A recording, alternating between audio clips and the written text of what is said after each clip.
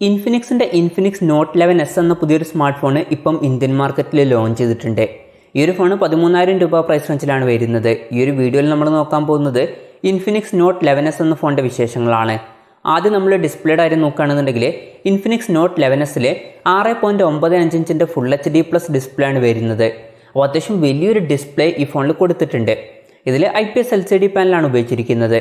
പിന്നെ ഈ ഫോണിൽ 120 ഹെർട്സിൻ്റെ റിഫ്രഷ് റേറ്റ് സപ്പോർട്ട് ചെയ്യുന്നുണ്ട്. 13,000 രൂപ പ്രൈസ് റേഞ്ചിൽ 120 ഹെർട്സിൻ്റെ റിഫ്രഷ് റേറ്റ് എന്നുള്ളത് നല്ലൊരു ഫീച്ചർ തന്നെയാണ്. പിന്നെ ഈ ഫോണിൽ 150 ഹെർട്സിൻ്റെ ടച്ച് സാമ്പിളിംഗ് റേറ്റും വരുന്നുണ്ട്. പഞ്ചോൾ ഡിസ്പ്ലേയുമായിട്ടാണ് ഈ ഒരു ഫോൺ വരുന്നത്. പഞ്ചോൾ വരുന്നത് ടോപ്പ് സെൻറ്റർ ഭാഗത്തായിട്ടാണ്.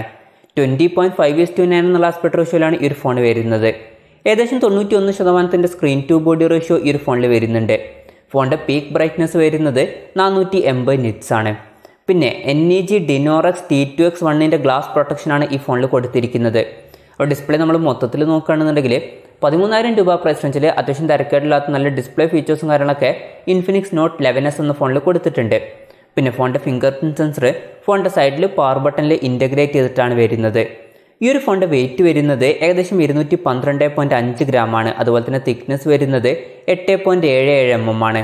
പ്രോസസ്സറിൻ്റെ കാര്യം പറയുകയാണെങ്കിൽ മീഡിയാടെക്കിൻ്റെ ഹീലിയോ G96 എന്നുള്ള പ്രോസസ്സറുമായിട്ടാണ് ഈ ഒരു ഫോൺ വരുന്നത്. 13,000 രൂപ പ്രൈസ് റേഞ്ചിൽ ഇത് അത്യാവശ്യം തിരക്കേടില്ലാത്ത നല്ലൊരു പ്രോസസ്സർ തന്നെയാണ്. പിന്നെ ഇതിൽ 5G സപ്പോർട്ട് ചെയ്യുന്നില്ല, മാക്സിമം 4G സപ്പോർട്ടാണ് ഇതിൽ വരുന്നത്. ഈ ഫോണിൻ്റെ 2 വെർഷൻസ് ഇപ്പം ലോഞ്ച് ചെയ്തിട്ടുണ്ട്. ബേസ് വേരിയൻറ്റിൽ 6GB റാമും 64GB ഇൻറ്റേർണലാണ് വരുന്നത്.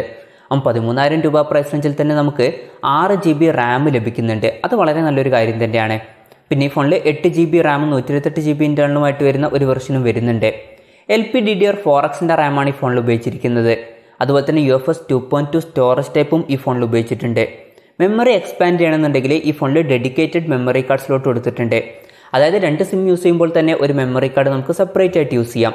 പിന്നെ ഫോൺ പെട്ടെന്ന് ഹീറ്റാതിരിക്കാൻ വേണ്ടിയിട്ട് 6 ലെയർ ഗ്രാഫീൻ ഫിലിമൊക്കെ ഇതിൽ കൊടുത്തിട്ടുണ്ട്. പിന്നെ ഡ്യുവൽ സ്റ്റീരിയോ സ്പീക്കേഴ്സുമായിട്ടാണ് ഈ ഒരു ഫോൺ വരുന്നത്. DTS സറൗണ്ട് സൗണ്ട് സപ്പോർട്ട് ചെയ്യുന്നുണ്ട്. 3.5 mm ഓഡിയോ ജാക്ക് ഈ ഫോണിൽ കൊടുത്തിട്ടുണ്ട്. ആൻഡ്രോയിഡ് 11 ബേസ് ആയിട്ടുള്ള XOS സോഫ്റ്റ്വെയറുമായിട്ടാണ് ഈ ഒരു ഫോൺ വരുന്നത്. ക്യാമറയുടെ കാര്യം പറയുകയാണെങ്കിൽ ഫോണിൻ്റെ പിന്നിൽ ട്രിപ്പിൾ ക്യാമറ സെറ്റപ്പാണ് വരുന്നത്.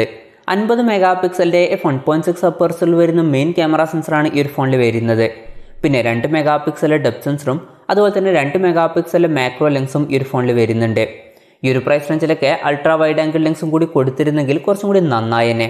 എന്തായാലും അതിവിടെ കൊടുത്തിട്ടില്ല. സെൽഫി ക്യാമറയുടെ കാര്യം പറയുകയാണെങ്കിൽ ഫ്രണ്ടിൽ 16 മെഗാപിക്സലിൻ്റെ f2.0 അപ്പേഴ്സിൽ വരുന്ന സെൽഫി ക്യാമറ ആണ് വരുന്നത്. പിന്നെ ഈ ഫോണിൽ 5000 mAh ബാറ്ററി കൊടുത്തിട്ടുണ്ട്. 33 വാട്ടിൻ്റെ ഫാസ്റ്റ് ചാർജിങ് സപ്പോർട്ട് ചെയ്യുന്നുണ്ട്. ഈ ഒരു പ്രൈസ് റേഞ്ചിൽ അത് നല്ലൊരു കാര്യം തന്നെയാണ്. പിന്നെ Type-C ചാർജിംഗ് പോർട്ടുമായിട്ടാണ് ഈ ഒരു ഫോൺ വരുന്നത്.